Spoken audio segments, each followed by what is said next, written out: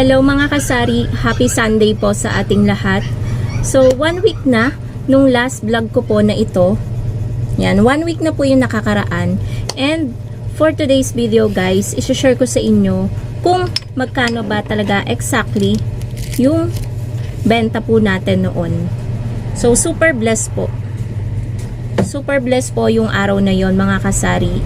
And kahit naman ngayon is Sunday din, medyo mabili pa rin naman pero hindi katulad nung last Sunday na sobrang bonggang-bongga yung nakuha nating sale. Sana araw-araw ganun na lang. Pero sabi ko nga sa inyo, hindi araw-araw Pasko sa ating sari-sari store. Kaya i-grab natin yung opportunity na may mga handaan dyan sa kapitbahay natin. Huwag tayong mag-close ng tindahan natin kung gusto nating makalaki ng benta. So wait lang guys, may mga dumadaan. Medyo madilim dito guys sa loob.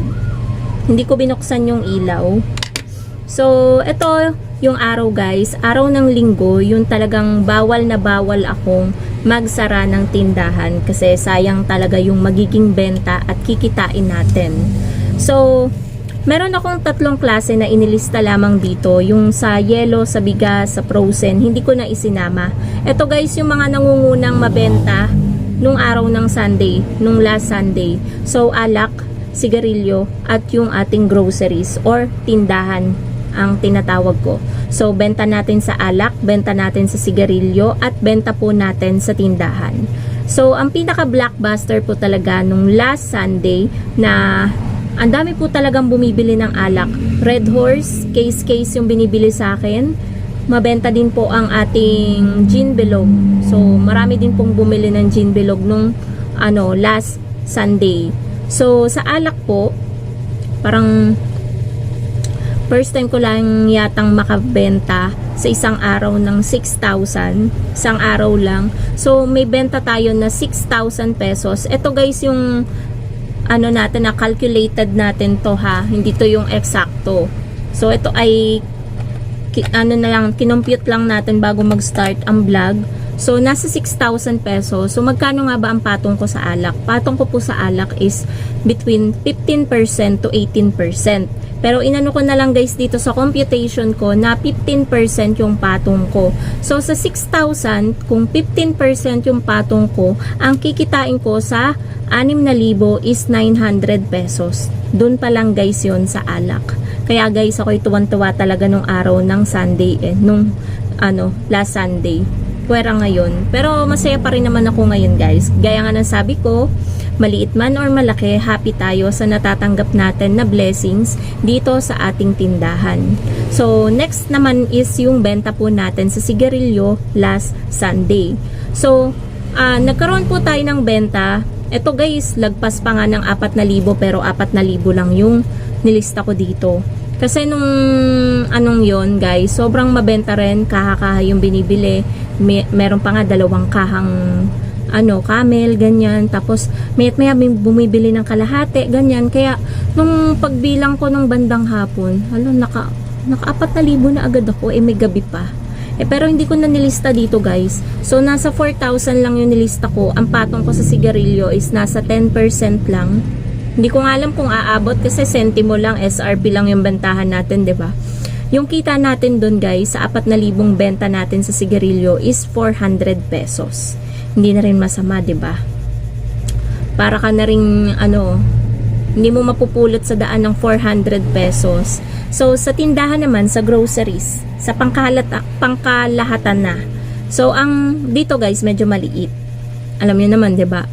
Mas malaki talaga ang benta natin sa mga bisyo sa tindahan. So si sigarilyo sa alak, 'di ba, mas malaki. So nasa 2,000 ganyan, 2,000. So patong natin guys is 15%. So sa 2,000, 15% yung patong natin, meron tayong kita na 300 pesos. 'Di ba? Hindi na rin masama. So kapag pinagsama-sama mo yung kita natin sa alak, sa sigarilyo at sa tindahan, ang total nun is 1,600. Yun guys yung linis na kita natin. 'Di ba? Daig pa natin ang nag-opisina. Basta talaga tayo guys is, alam niyo yun, yung medyo kumpleto yung sari-sari store mo, and lagi kang may stocks. Talagang may mga times na alam niyo yun, yung dadagsain yung tindahan mo, biglang matataranta ka na lang, ang daming bumibili. Tapos pagbilang mo sa benta mo, ang laki na ng benta mo. So basta yung marami kang stocks, yung kumpleto yung paninda mo, talagang mga kasari, walang imposible na mas mahigitan nyo pa yung 1,600 na kinita ko last Sunday. Kaya talagang super tuwan-tuwa ako noon, guys. Super blessed and very thankful tayo kay Lord na binigyan tayo ng ganun kalaki na benta at ng kita. So, alam ko kung i-compare nyo sa mga ibang baka normal days lang nila yan. Pero para sa akin na nasa looban tindahan, wala sa tabing kalsada at marami na rin kakumpetensya sa paligid. Ito guys ay matuturing ko talaga na blessing ni Lord. So, ayun po. Kaya yung dun sa vlog ko guys, ito ulit yon yung vlog na yan. Kung hindi nyo pa napapanood, panoorin nyo na. So, yun guys, ang nakalagay sa thumbnail is nasa 11K. Pero dito sa compute ko, hindi pa to yung eksaktong mga naging benta natin. So, sa computation ko is nasa 12,000. Yan ay naglalaro yung tunay na benta natin ng nasa 12 to 13,000 nung last Sunday. Kaya guys, natutuwa ako. Parang mas lalong dumilim. Magbubukas na ako ng ilaw later. Parang uulan, napaka makulimlim sa labas. Pakita ko sa inyo guys ha. Ayan po oh. Ganito kadilim mga kasari. Ayan, ganito kadilim sa loob ng tindahan. And tingnan nyo naman, napakadilim sa labas. Makulimlim. Pakita ko sa inyo yung ayan, ito yung tindahan natin. Oh, ang dilim. Ang bukas lang na ilaw is yung sa chiller natin. So, buksan na natin guys. Yan, baka sabihin naman ng tipid na tipid tayo. Baka sabihin ng customer ay tipid na tipid tayo sa ating kuryente. Hindi nila makita yung paninda natin. So, yung naging benta po natin at kita last Sunday mga kasari is hindi ko po siya binabrag. Hindi ko siya para ipainggit sa inyo. Sana makuhanan nyo yung vlog na ito ng inspirasyon. Kung meron din po kayong tindahan. So, magsipag lang po tayo. And, yun lang. Wala namang imposible na lumaki yung sales nyo basta masipag ka. And, matyaga ka. And, kumpleto yung paninda mo. Okay lang naman hindi kumpleto basta alam mo kung ano yung mabili at laging hinahanap ng customer mo sa tindahan mo. Yun kasi guys dito kasi kalkulado ko na yung mga galawan ng mga bumibili. Kaya kahit papano kung hindi masyadong mabili yung item katulad ng Alfonso, pero hindi pa rin po ako nagpapawala. Meron po ako dito na 2 hanggang 3 bote ng Alfonso. Para lang kapag may naghanap, meron tayong maibenta. Hindi naman natin kailangan mag-stocks ng karton-karton yung box-box. Ang mahalaga, meron tayo kahit ilang peraso sa ating tindahan. Pero kung marami naman kayong pambili, why not, 'di ba? Pero kung naka-budget, ganun lang tayo sa papera-peraso. So, isang way na rin yun mga kasari para hindi abutan ng expiration.